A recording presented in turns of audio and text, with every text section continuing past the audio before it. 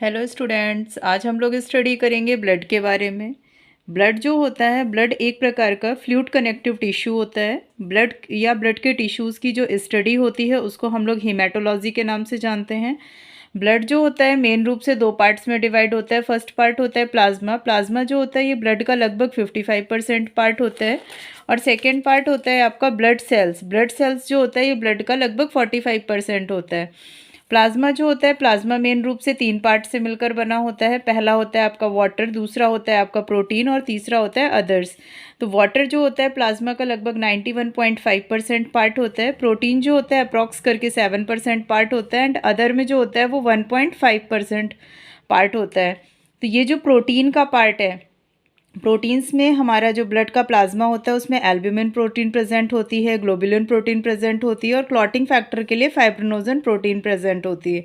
Albumin जो होती है इसका मेन फंक्शन होता है ये लीवर में सिंथेसिस का काम करती है। प्लाज्मा प्रोटीन में सबसे हाईएस्ट अमाउंट में प्रेजेंट होती है।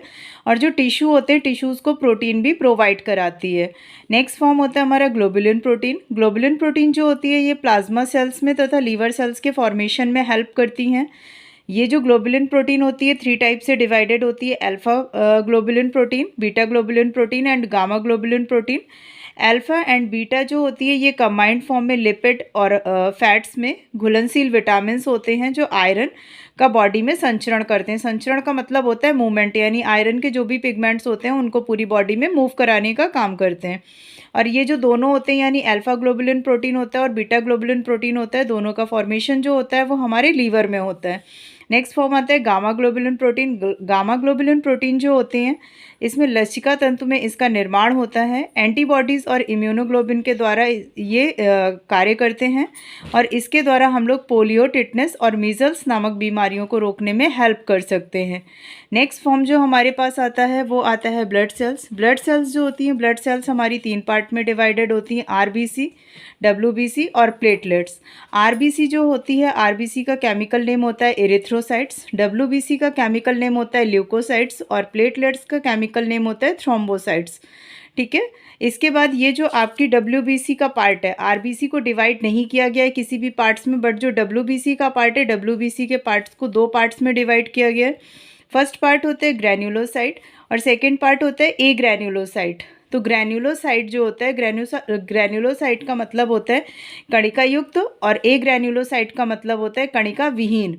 तो जो कणिका युक्त होता है ग्रैन्युलोसाइट उसको हम लोग 3 पार्ट्स में डिवाइड करते हैं, न्यूट्रोफिल्स, इओसिनोफिल्स एंड बेसोफिल्स में। ये जो आपका न्यूट्रोफिल्स होता है ये 3 to 5 लोब्स होते हैं। इसमें लगभग 60 to 70% ये प्रेजेंट होता है हमारे ब्लड में। 3 से 5 यानी ये जो आपको लोब्स दिख रहे हैं ये लगभग 3 से 5 छल्ले होते हैं।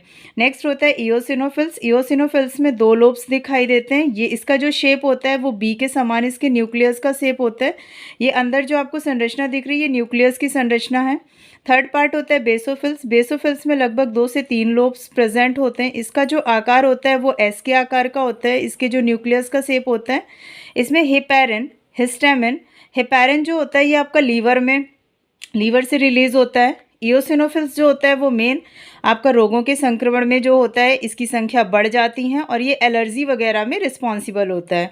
और जो आपका न्यूट्रोफिल्स होता है ये फैगोसाइटोसिस की क्रिया में सबसे ज़्यादा सक्रिय होता है, यानी मोर एक्टिव फॉर्म में रहता है। नेक्स्ट फॉर्म होता है सेकेंड पार्ट ए ग्रैन्युलोसाइट। ए ग्रैन्युलोसाइट जो पार्ट होता है इसका मतलब होता है हमारा कणिका विहीन। कणिका विहीन जो आपका डब्ल्यूबीसी होती हैं वो 2 पार्ट्स में डिवाइडेड होती हैं। फर्स्ट होता है मोनोसाइट्स एंड सेकंड होता है लिम्फोसाइट्स।